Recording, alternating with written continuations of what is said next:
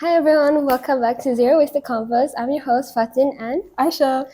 So today we're going to be talking about eco-anxiety and Yeah, so the past episode was a bit dark, honestly. We went through the environmental impacts of, not being sustainable, and we went through other things such as human rights issues. So we thought that today, what about the emotions after hearing about all this stuff, since it can be pretty dark and pretty upsetting to hear about all of this. So we're going to be learning about eco-anxiety today.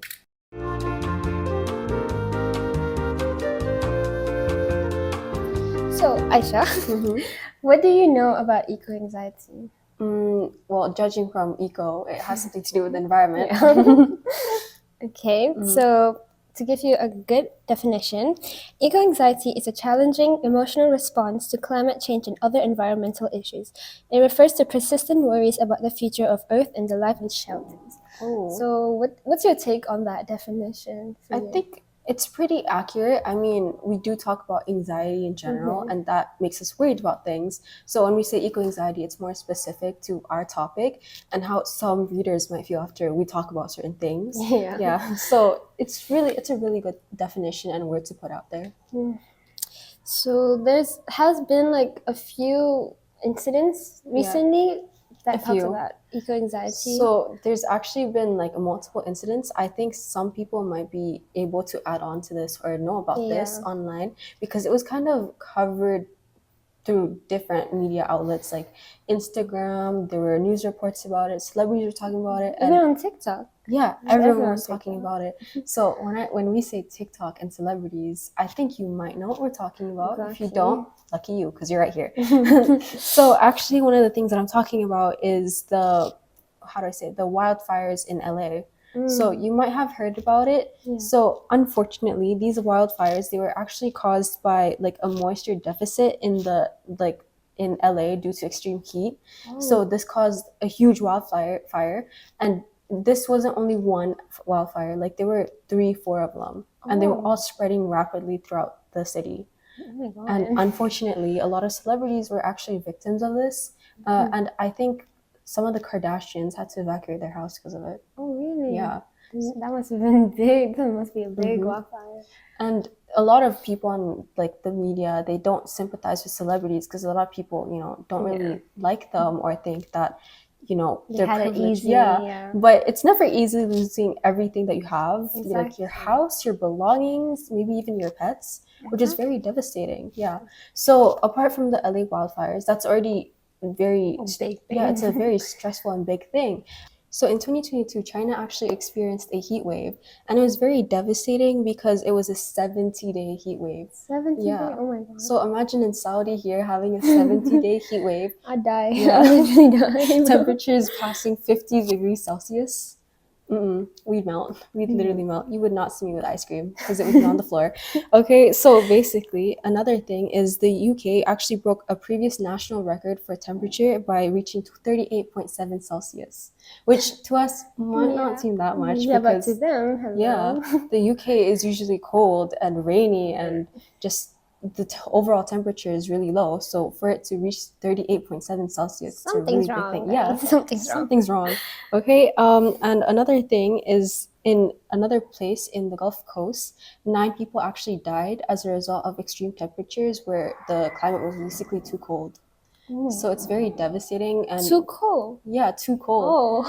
So can you even imagine how cold it has to be to die from it?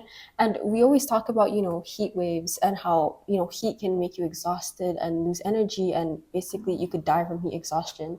But we never think about the cold. So it's kind of crazy to think that the climate is fluctuating that much for people to pass away from it. Right?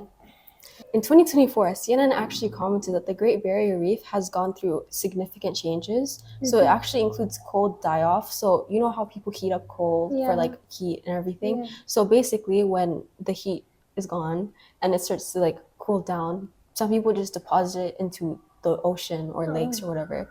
So when this happens, actually, a lot of coral life and sea life dies as a result of it because of heat changes and as well as, just in general, coal sweeping off into the ocean is destroying habitats. For sure. Like, imagine a meteor climbing in on our buildings, that's going to destroy everything. That's the equivalent to what's going on in, you know, the sea life in the sea, obviously. And another thing is that experts actually commented that's like wildfires underwater, meaning that it's that drastic and it's that, you know, hot for the sea life to go through. Oh my god. Yeah. So now that we've heard about all of this, what is the public opinion about it, you know? Okay, so first of all, there was this kind of survey that people took back last year, actually. Yeah, 2014. Wow, we traveled way back in time. I meant 2024. So in 2024, like the public took this online survey. It was one of the biggest like standalone survey about, you know, the climate and everything. So according to that little survey they did, around 53% of people like are starting to take climate change into consideration. Yeah, 50%. Just only, actually, even though it sounds like a big number, it was just only until last year that people took that to consideration. So I mean, it's good that they're seeing a change and stuff like this, but like in the same time, I mean, last year, guys, come on. We need more people, right? And also about 63% as well. I was trying to like, yes, they're taking consideration into climate change, but they're being more mindful about it in the way like what kind of things they buy, the places they live at. That's good. Yeah, so that's honestly really good because like at least now people are more aware of what, you know, their actions are doing to it and everything. Yeah. So now I'm going to talk about some celebrities' take on eco-anxiety. So number one, the first celebrity, we all love her, from Emma Watson. Emma Watson, yes. From the first episode, we talked about her. Right? So she says, I feel like there's a huge sense of climate anxiety among my generation, and we're just constantly worrying about what's going to happen. But as humans, we have this capacity to be hopeful, to change things, and we're starting to see that. So this was from an interview from Vogue 2020. Ooh, Vogue. Right? So yeah, like Emma Watson, you guys may know her, obviously. She's done numerous movies, and she's a really big like celebrity who involves herself in, you know, climate change and everything. So seeing that she like, okay, Vogue is a really like, popular magazine. Yeah. So lots of people obviously like read through it, and to think that Emma Watson has said something about, you know, the eco-anxiety and everything on Vogue magazine, where a lot of people read it. Exactly. So another celebrity is Leonardo DiCaprio. Kind of don't like him, but I'll hear it out, you know, I guess. Another famous actor, he says the reality is that we are not doing enough. The fact that people are in denial and the fact that the younger generation is suffering from eco-anxiety as a result of these realities should be a wake-up call for all of us. Exactly. Right? Guys, you gotta learn from these celebrities. Although it is kind of scary to feel eco-anxiety, it's also a motivator to help us do more, you know. There's always something that we can do, and you know, as Emma Watson said, we're always focusing on what's going to happen in the future, but what about the present? What can we do now that will help us later on, you know? Exactly. So the last like public opinions, okay? So what, as a generation, as people, what do they feel? Like for you, what do you think people are most concerned about? I think they're concerned about the whole thing in general because, you know, climate change, when people think about that, climate change, why is the climate changing and how fast is it happening, right? And also this other thing, I've mentioned this before in a few episodes about the climate clock that's always going down. You know, that kind of adds on as a stressor to us as people because, you know, we're always so exposed to the media. So when we see that type of stuff, we're very influenced by it. So although some people might take it as a motivator to think, okay, we can do more based off of this, some people might be stressed out thinking, what do you mean 4 years left? You know, it's a very stressful thing. And yeah. Okay, so this is from what other people has thought about. So they ask, like, will we have enough water to drink and to a lake to swim in 10 years from now? That's a long time, guys. 10 years, what? It's going to be 2020. 2020. I don't think her math is working. 2035. Even water will last longer than her math, guys. Okay, anyways, I'm not going to do any math here. 2035, by the way. I said that. I said 2035. That's our main issue, especially since, you know, every day water is being, you know, put into like drinks, into like, I don't know, making clothes even. uses up water. Yeah. So to think that all these like factors contributing into making a whole bunch of things, imagine like in 10 years, like exactly, do we have enough water? That's a good question because now I'm starting to feel stressed out. Actually, now that I'm stressed out, I'm kind of thinking, what are ways to cope with this? Okay, so ways we can cope with eco-anxiety. So before I talk about, some methods that we can use to cope with eco-anxiety, I think we should learn first on how we know we have eco-anxiety. Yeah. So, yeah. How do we know we have eco-anxiety? So there's actually various signs. So there could be things medically and there could be things mentally, So there's actually a whole list of things. So this is the list of symptoms that come with eco-anxiety. So cases of anxiety in general, Yeah. worrying about things excessively, stress, sleep disturbances, and nervousness. So if someone starts talking about climate change, or if they start talking about the environment, or if they start talking about sustainability, if you start getting really stressed out, or you think, oh my goodness, there's not enough time, or you think you're not doing enough, that's what eco-anxiety is. You start stressing yourself out a bit too much rather than being motivated by it instead. And it could be very detrimental. And in cases like this, it's completely fine to stay away from media that does stress you out, because in this world, we have free will, okay? That's exactly the thing. If you start feeling stressed out, no one's forcing you to start consuming a bunch of content that's related to this. You can always take a break from it and just process what's going on, and that kind of links to coping methods. So actually, these symptoms could be caused if you're obsessively thinking about climate change, meaning you constantly look up how much time we have left, or we think about different events that are going on in the world. And then secondly, this can be caused if you've gone through it yourself, meaning you've experienced the Los Angeles wildfires, for example, or the Chinese heat wave. There's like multiple factors that go into it. And thirdly, it's if you feel guilt or shame related to your carbon footprint. Yeah. So basically, I actually heard about this from a friend. So she had gone into research about the carbon footprint and basically how some things that you do, it releases a lot of carbon. There was this thing going on TikTok, I think, about how if you save a bunch of emails or you send a bunch of emails, it actually releases carbon. Or I don't know how to I didn't do much research into that. And I think that could be the next episode. But basically, that caused her a lot of stress, because what do you mean sending emails is making the climate worse? So it's a very stressful thing to go through, and that stressed her out a lot because she's doing a day-to-day, habit. It's something that she does every day, and somehow she's supposed to stop that or find ways to reduce it, when the whole world is very reliant on technology these days anyways. Yeah. So it's very stressful.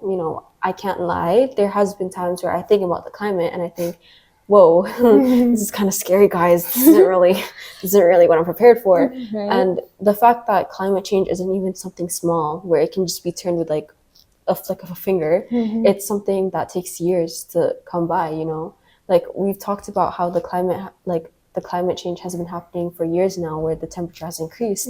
So it's a huge thing and it takes years to unfold as well. So we think, is it too late, And you basically need to learn how to go around this. And one way you can do it is by coping mechanisms. So some ways we can cope with anxiety is, number one, we can focus on what you can control, what we can control. So things like, just get your mind off of like media and stuff like that. Exactly. For example, you just, the reuse, reduce, recycle. Yeah, so you can focus on that, things that you can do. Like you don't have to participate in what everyone's doing. Like, you see everyone going those like, what are these called? Those like activists. Yeah, you see everyone going to activism. Yeah. Protests. Yeah, protest. You think of the word. So yeah, they go to those protests. You don't really have to involve yourself in that if because especially if eco-anxiety, you probably even have anxiety in yourself, like you don't want to participate in these things. So just do what you can, basically. Yeah. And basically, another thing that I want to add on is with activism, some protests are actually really like peaceful, You just walk around on the streets, start chanting or throwing up posters, which is completely fine. That's really peaceful. But at the same time, when it comes to activism, these protests can actually turn to very chaotic situations, because although the protesters might be peaceful, the environment might not be. Exactly. So there's no point in putting yourself in that situation if you know you're not mentally capable of going through it. Because I've heard of, activists I don't know, being hit with gas. Oh. So it's very stressful. Yeah. So you don't have to always involve yourself just because someone is doing it or your friends are doing it or people online are doing it. You can always just go through your own way and find your own ways to go with sustainability. Exactly.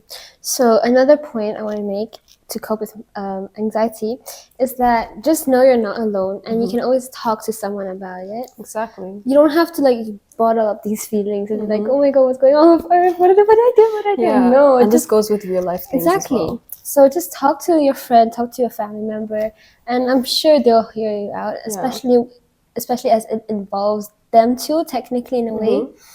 So yeah, just talk to someone and just vent out all your feelings. Yeah, you're never alone. We're on this earth together. You know, climate change affects everyone. You can all relate. So if you were to talk about it, you know, I'm pretty sure anyone could understand. Exactly. So the last point that I want to make, I mean, there's obviously way more points that you can cope, but this is just 3 points I'm going to say, is to, like Aiesha said, to take a break from the media and the climate news. You see, like, I've seen a lot of people, especially since TikTok, it went viral about the LA fires. A lot of people in the comment section was like, oh my god, what happened? How did this happen? Blah, blah, blah. All that stuff. That obviously creates anxiety within you. So just take a break, do your own hobbies, take a walk in the park, you know, nurture that nature, you know what I mean? Nurture that nature, exactly. Guys, just, you know, breathe in what you already have. So just take a walk, do whatever you want, and just isolate yourself from the media. And that's basically the main point I can talk about, because and instead of turning all this stress into something negative about what could happen, think about what you could do. You know, if you're stressed out about plastic waste going into seas, think about how you can use recyclable bags. You know, we're already coming out with our own bags soon. So it's very important to recycle things and reuse things. So the quote that Dr. Melissa actually taught us, it starts with refuse. So if you ever want to just refuse doing anything that could harm the environment, that's completely fine. And if you want to refuse any of the stress, that's also fine. Exactly. You know, you don't have to put yourself through it, even though it is something that's encouraged, and we all urge you to hear about the climate and stuff like that. It's still important to let yourself breathe. You know, if we want to let the earth breathe, we have to start with us first. Exactly. Thank you for listening to the 4th episode of Zero Waste Convos, and we hope you learned something new about eco-anxiety. And the second thing we want to say is that we're sorry to hear if you actually are going through this yourself. There's always ways to help it, and there's ways to cope. And we hope that you learned from some of the things that we mentioned today. So that's all for today's episode. Thank you.